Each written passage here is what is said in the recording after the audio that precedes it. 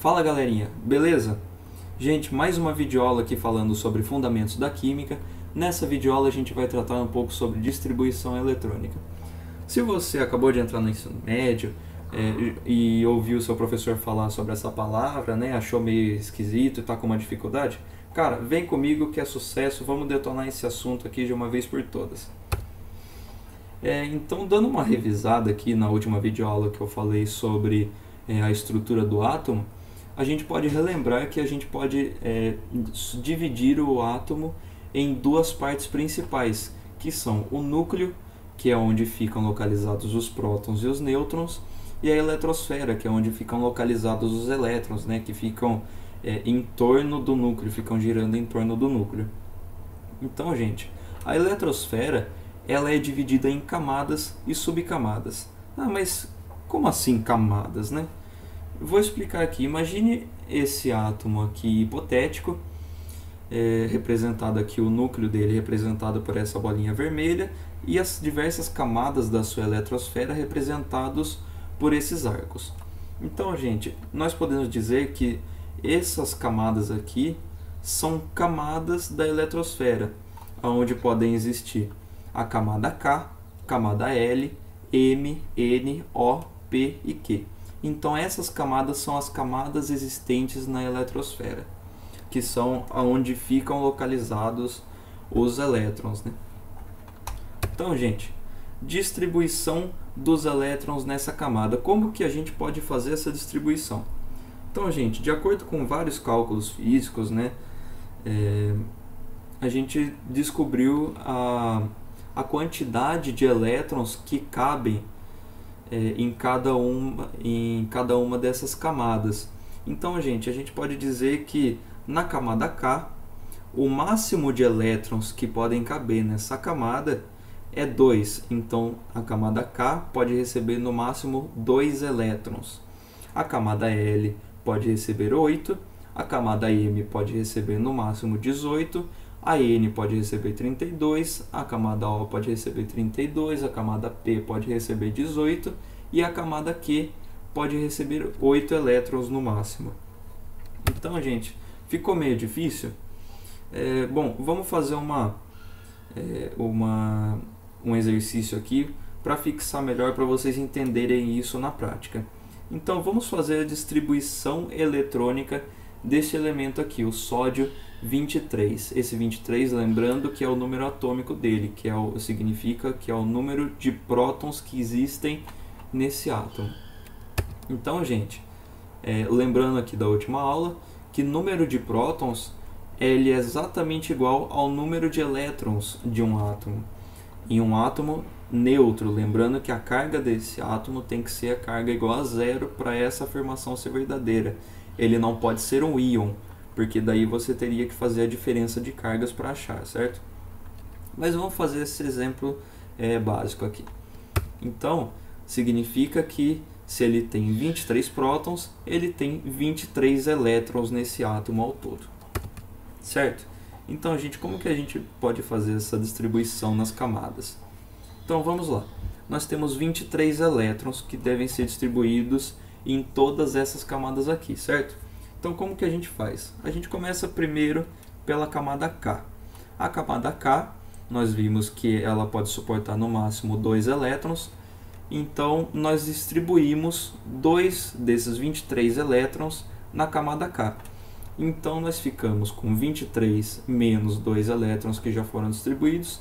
Ficamos com 21 elétrons sobrando, certo? Então, vamos para a próxima camada aqui. Camada L. Camada L, ela pode receber no máximo 8 elétrons. Então, se nós temos 21 elétrons, né, nós distribuímos mais 8 desses 21 elétrons para a camada L. Então, ficamos com 2 mais 8, temos 10 elétrons distribuídos. Então, 23 menos 10, temos 13 elétrons ainda para distribuir. Então, vamos para a próxima camada, a camada M. A camada M, ela pode suportar no máximo 18 elétrons. Então, como nós temos 13 elétrons e o máximo permitido para a camada M é 18, a gente simplesmente coloca o que resta de elétrons nessa camada. Então a distribuição desse elemento em camadas fica K igual a 2, L igual a 8 e M igual a 13. Essa é a distribuição eletrônica deste elemento, gente. Próximo aqui. Pessoal, agora vamos falar um pouco sobre subcamadas.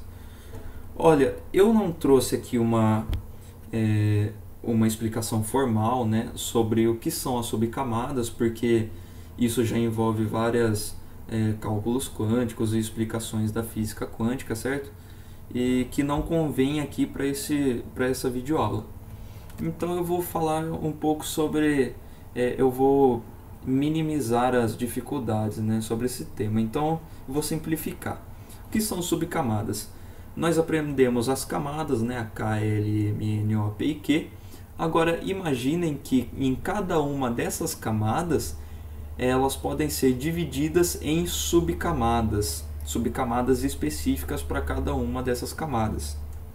Então as subcamadas são divididas em 4 subcamadas, que são a subcamada S, que pode ter no máximo 2 elétrons, a subcamada P, que pode ter 6 elétrons, a subcamada D, que pode ter 10 elétrons, e a subcamada F, que pode ter no máximo 14 elétrons. Tá, mas como assim? Vamos lá, gente. Como que a gente faz essa distribuição de elétrons nessas subcamadas? Então, gente, essa figura aqui está representando o diagrama de Linus Pauling. Linus Pauling foi um cientista, né, que inventou esse método de distribuição pelas subcamadas. Então esse diagrama ele é o diagrama fundamental para a distribuição nessas subcamadas, gente. Então, olha, eu não vou explicar a partir desse slide, né? Essa imagem é só para mostrar para vocês, e eu prefiro explicar isso a partir de um exercício prático. Então vamos seguir aqui, pessoal. Como que a gente interpreta esse diagrama? Vamos fazer um exercício aqui para entender melhor.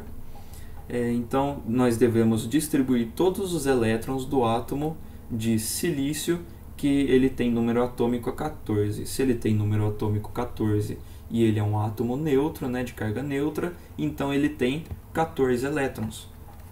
Então como que a gente faz a distribuição desses 14 elétrons nesse diagrama aqui? Gente, está rolando uma série nova, né, que chama Dark, né? E essa série fala sobre viagens do tempo e tudo mais, é muito legal. É bom dar uma conferida depois. Mas nessa série, gente, eles falam uma frase que vai ser muito útil pra gente, né?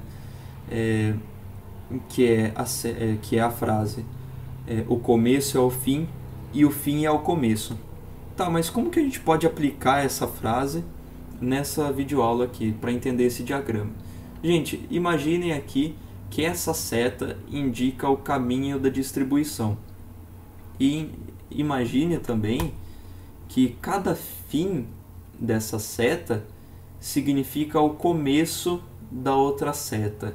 E assim por diante, a gente vai fazendo um zigue-zague. É desse jeito que a gente deve interpretar esse diagrama, certo? Então a gente vai distribuir todos os elétrons deste átomo. Então vamos começar aqui. A gente tem sempre que começar do começo da seta. Então, partindo de um S2, né? O S, a subcamada S pode ter no máximo 2 elétrons divididos. Então, nós começamos com um S2 na nossa distribuição. Então, vamos vindo aqui, né? Foram 14, nós tínhamos 14 elétrons para serem distribuídos, nós distribuímos 2, então ficamos com 12 elétrons para distribuir ainda. Então continuando aqui, vindo para o começo da outra seta, aqui agora nós temos 2s2, então nós colocamos o 2s2 aqui, então nós já temos 2 mais 2 elétrons aqui, sempre levando esse numerinho aqui, esse expoente aqui, em consideração para a gente fazer a contagem certa dos elétrons já distribuídos, né? Então nós já temos 4 elétrons distribuídos no total desses 14. então sobram 10 para serem distribuídos. Então, continuando aqui, terminamos essa seta, vamos para o início da outra seta. Então, 2p6. O máximo que cabe nessa subcamada são 6. Como nós temos 10, então a gente coloca 2p6 aqui, que ainda vai sobrar 4 elétrons para serem distribuídos. Então, aqui continuando na seta, temos 3s2. Se nós temos 4 elétrons, e o máximo aqui dessa subcamada é 2, então a gente coloca 3s2. Ficamos com 2 elétrons faltando. Então, vamos para a próxima seta, né? 3p6 agora. O máximo, gente, que cabe nessa subcamada são 6 elétrons. Mas a gente só tem 2. Então, o que a gente faz? A gente coloca 3p2, que é o máximo que a gente tem. O máximo que cabe nessa subcamada são 6 elétrons, mas nós só temos 2. Então, só precisamos colocar o resto que falta. Certo, gente? Aí eu coloquei aqui essa divisão, né? Do mesmo jeito que está aqui, porque essa subcamada está na camada K, essas duas subcamadas estão na camada L, essas 3 subcamadas estão na camada M e assim por diante. Então eu coloquei aqui só para simplificar, para vocês conseguirem enxergar que esse 1s2 está na camada K, o 2s2, 2p6 está na camada L, o 3s2 e o 3p2 estão na camada M. Então a camada de valência, né, a camada final do nosso átomo é a camada M. Certo, gente? Então, muito obrigado por terem assistido essa videoaula até aqui. Se você gostou do vídeo, curta, compartilha e se inscreva no canal.